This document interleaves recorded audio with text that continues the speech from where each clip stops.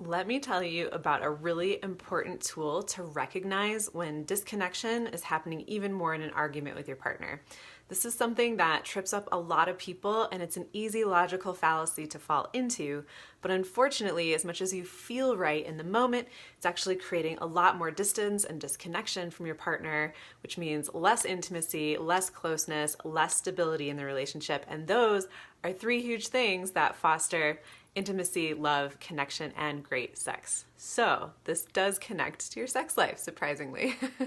So I call this the light switch fallacy. It's because this is something that people assume needs to happen like that, like a light switch. Like you can just change your feelings about it by turning on and turning off a light switch. But that's not how this really works. So basically, the light switch fallacy comes into play when you're in conflict with your partner because, let's say, they did something that hurt you, hurt your feelings, and you are bringing it to them saying like, hey, what you did hurt my feelings. Now, the light switch fallacy is when they reply with something like, oh, but I didn't mean to hurt your feelings. The thing I did or said, I didn't mean to have a negative impact on you. Therefore, you should be able to just not be mad at me. You should stop hurting. You should be able to not feel hurt anymore or upset by flipping a switch. Just now that you know the truth, now that you know I didn't mean to hurt you, oh, okay, no more pain, doesn't hurt anymore, I'm not upset anymore. Who actually functions like that? I'd like to know. Because basically, unintentional harm feels like intentional harm. They feel the same functionally. Not exactly the same, but very similar, and we'll get into why. But basically, people assume through this light switch fallacy that good intentions sanitize or cancel out negative outcomes or results. So it doesn't work like that, does it? I mean, if it does for you, let me know. I'm really curious to understand that better. Basically saying, oh, I didn't mean to hurt you is a way that people try to tell another person indirectly that like you should just stop feeling your negative emotions, as if negative emotions are just a choice and that they're based purely on logic. Like, oh, I'm only hurt because I thought you meant to hurt me. And now that I know the real facts, the logical truth, I'm not hurt anymore.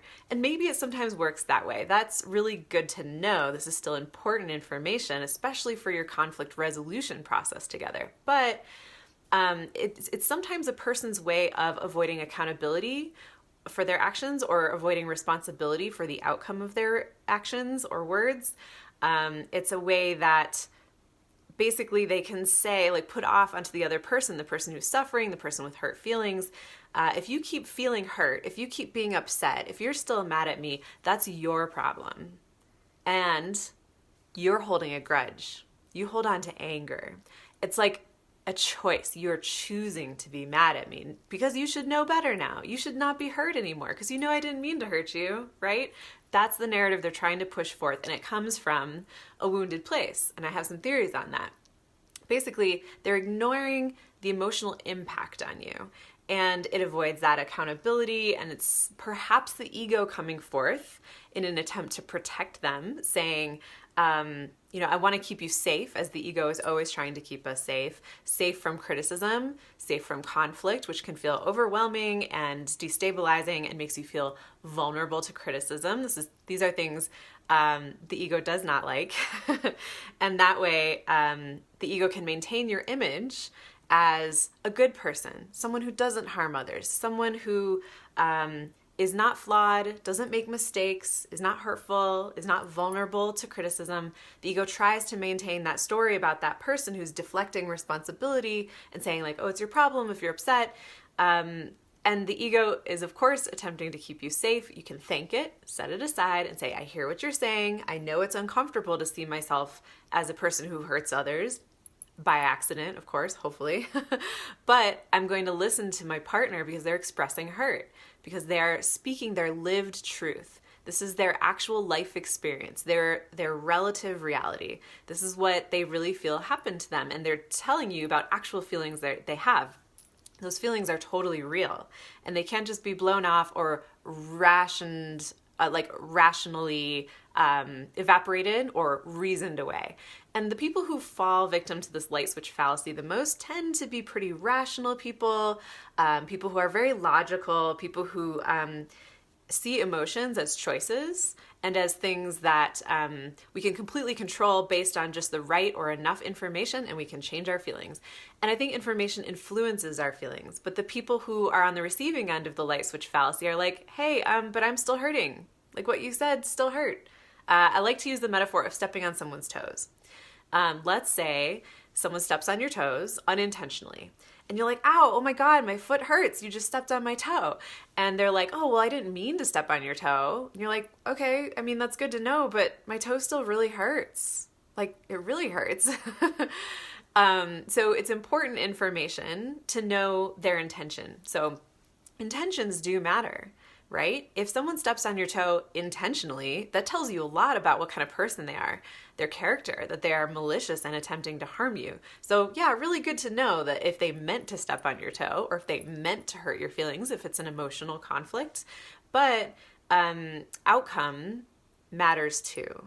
And I think the light switch fallacy ignores outcome in favor of intention, saying intention is all that matters. I didn't mean to step on your toe, so you can't be mad at me. You can't be hurting. You can't speak another word of it because it wasn't meant that's not the outcome I meant. But the outcome is the lived reality, right? It's what actually happened. It's what's causing feelings still. The toe is still throbbing. It's not a good time. You need reparations. You need apology. You need accountability. You need someone to acknowledge your pain and validate it and say like, oh my God, I can totally understand why that would piss you off, why that would hurt you, why you're experiencing this. I'm so sorry. What can I do to make it better?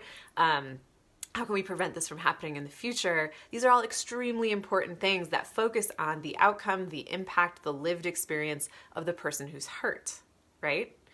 So intention matters and outcome matters because you'll know your partner better if they can explain their intention, what happened, not making excuses, and there's a fine line there, but being able to say, here's why that occurred, here's why I spoke that way, here's how I could see you would have misinterpreted it, something like that.